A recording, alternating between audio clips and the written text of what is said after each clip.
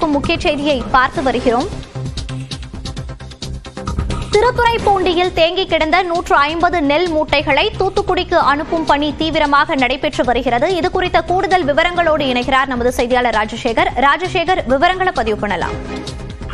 திருவாரூர் மாவட்டம் திருத்துறைப்பூண்டி சுற்று வட்டார பகுதிகளில் அரசு நேரடி நெல் கொள்முதல் நிலையங்கள் மூலமாக விவசாயிகளிடமிருந்து கொள்முதல் செய்யப்பட்ட அந்த நெல் மூட்டைகளை கடந்த 4 நாட்களுக்கு முன்னர் லாரிகள் மூலமாக அரவை பணிக்காக திருத்துறைப்பூண்டி ரயில் நிலையத்திற்கு 150 லாரிகள் மூலமாக அந்த நெல் மூட்டைகள் என்பது கொண்டு வரப்பட்டது. இந்த நிலையில் கடந்த 4 நாட்களாக ரயில்கள் வராத காரணத்தினால் அந்த நெல் மூட்டைகள் லாரியிலேயே தங்க வேண்டிய ஒரு நிலை ஏற்பட்டது.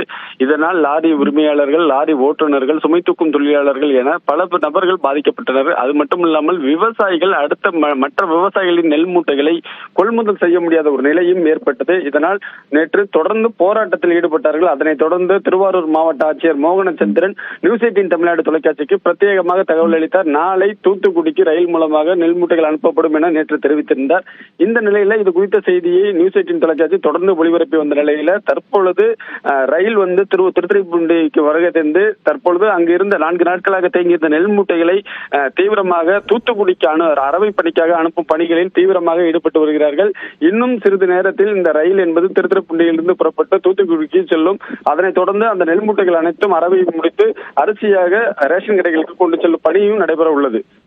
தகவல்களை பகிர்ந்தமைக்கு நன்றி ராஜசேகர்.